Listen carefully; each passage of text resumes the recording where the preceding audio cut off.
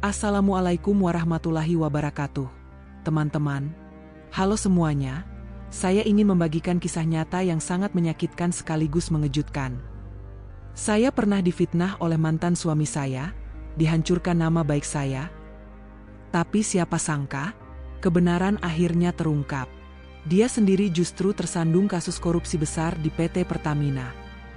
Ini bukan hanya sekadar cerita, ini fakta. Dan saya akan membongkarnya sekarang. Dulu saya dan dia menikah, hidup bersama, membangun rumah tangga. Namun di balik itu semua, dia memiliki sisi lain yang tak pernah saya duga. Ketika pernikahan mulai bermasalah, dia mulai menyebarkan fitnah tentang saya. Saya dijelek-jelekan, difitnah, bahkan reputasi saya hancur di mata banyak orang.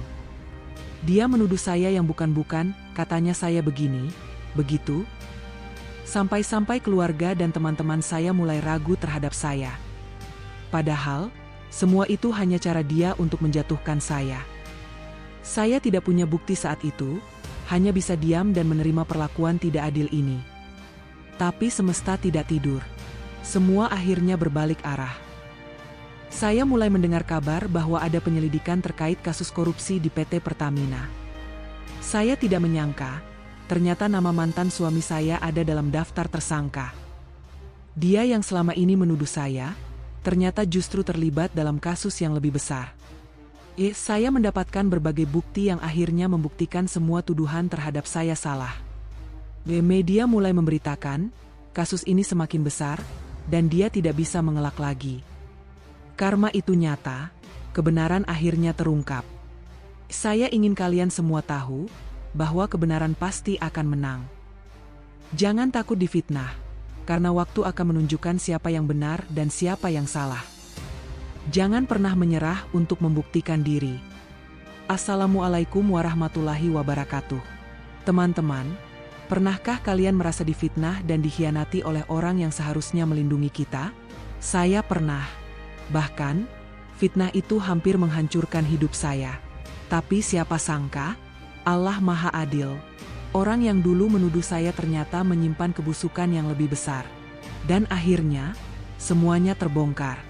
Halo semuanya, selamat datang di channel ini. Saya sangat bersyukur bisa berbagi kisah nyata ini dengan kalian semua.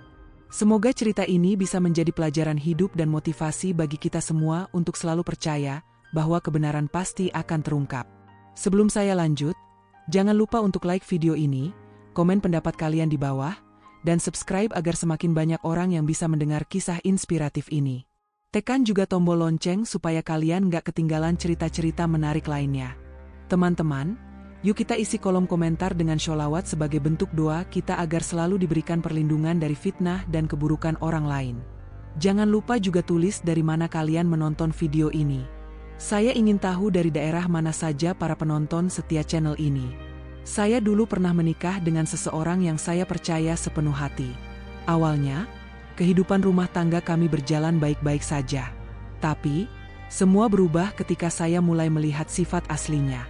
Dia sering berbohong, bersikap kasar, dan mulai menuduh saya dengan berbagai fitnah yang tidak masuk akal. Saya difitnah sebagai wanita yang tidak baik, bahkan keluarga dan teman-teman saya mulai meragukan saya. Saat itu, saya tidak bisa berbuat apa-apa selain berdoa dan bersabar. Namun, Allah tidak tidur. Beberapa waktu setelah kami berpisah, saya mendengar kabar bahwa ada penyelidikan kasus korupsi di PT Pertamina. Awalnya, saya tidak terlalu memperhatikan, sampai akhirnya nama mantan suami saya disebut sebagai salah satu tersangka. Saya sangat terkejut. Orang yang dulu menuduh saya, justru menyimpan kebusukan yang jauh lebih besar. Media mulai memberitakan, bukti-bukti mulai bermunculan, dan akhirnya kebenaran pun terbongkar. Saat itu saya hanya bisa bersyukur. Semua yang dia lakukan kepada saya, akhirnya berbalik kepadanya.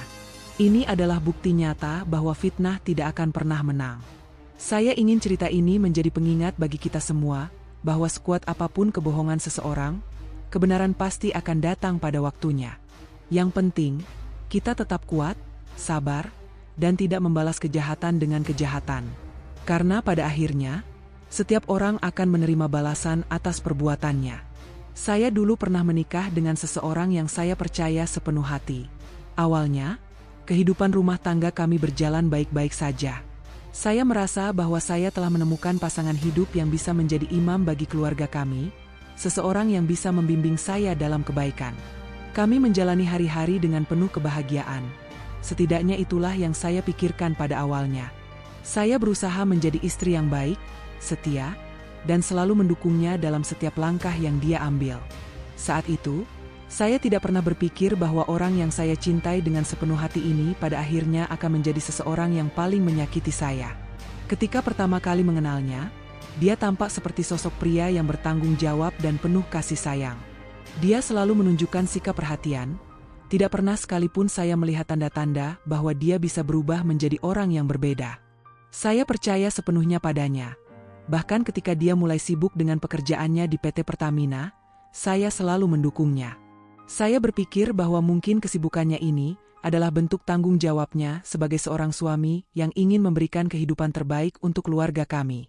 Namun, saya tidak menyadari bahwa ada hal-hal yang dia sembunyikan dari saya. Seiring berjalannya waktu, perubahan sikapnya mulai terlihat.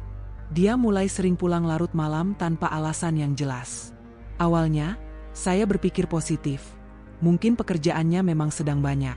Namun, ketika saya mulai menanyakan kepadanya, dia mulai menunjukkan perubahan sikap. Dia menjadi lebih mudah marah, bahkan seringkali membentak saya hanya karena pertanyaan-pertanyaan sederhana. Saya mulai merasa ada sesuatu yang tidak beres. Tetapi saya berusaha menenangkan diri dan tetap berpikir bahwa mungkin dia hanya sedang stres dengan pekerjaannya. Namun, perubahan sikapnya semakin menjadi. Dia mulai sering menghilang selama berhari-hari tanpa memberitahu saya di mana dia berada. Ketika saya mencoba menghubunginya, dia selalu mengabaikan panggilan saya. Jikapun dia menjawab, dia hanya akan mengatakan bahwa dia sedang sibuk dan saya tidak perlu mencampuri urusannya. Sebagai seorang istri, tentu saya merasa khawatir dan bertanya-tanya ada apa sebenarnya.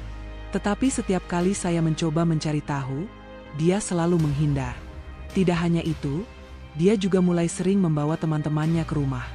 Saya tidak pernah keberatan jika suami saya ingin berkumpul dengan teman-temannya, tetapi saya mulai merasa ada sesuatu yang janggal.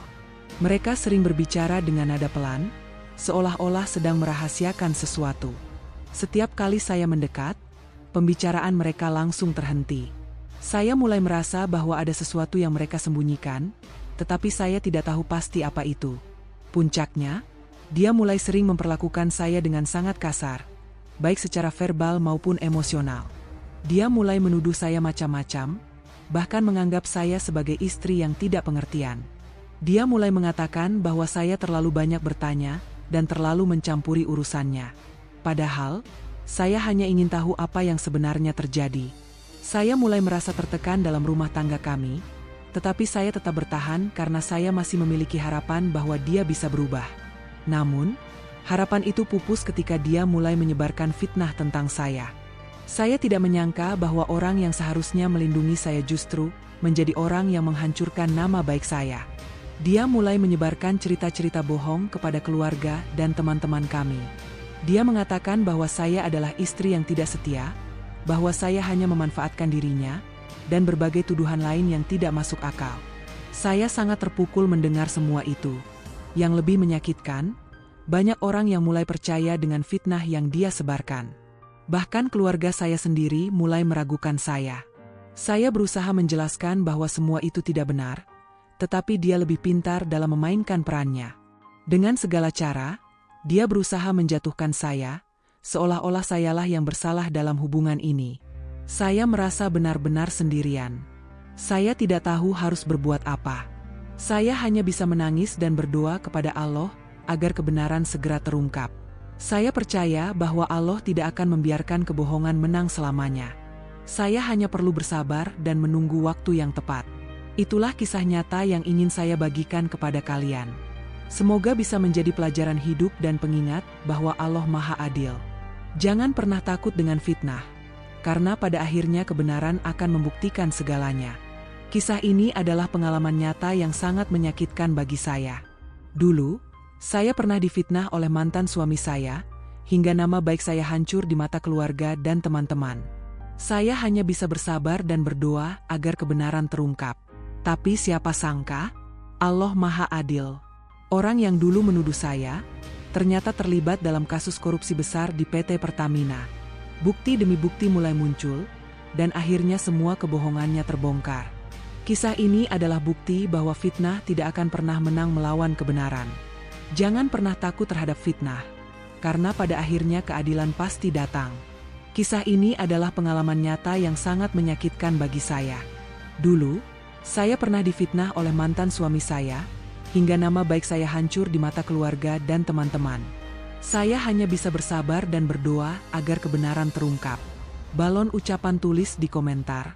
Sholawat sebagai doa agar kita selalu terhindar dari fitnah. Dari kota mana kalian menonton video ini? Apa pendapat kalian tentang kisah ini? Jangan lupa like, komen, dan subscribe agar semakin banyak orang yang bisa mendapatkan pelajaran dari kisah ini. Tekan juga lonceng notifikasi supaya tidak ketinggalan cerita-cerita menarik lainnya. Terima kasih sudah menonton. Semoga kisah ini bermanfaat. Orang dengan tangan terlipat kilauan.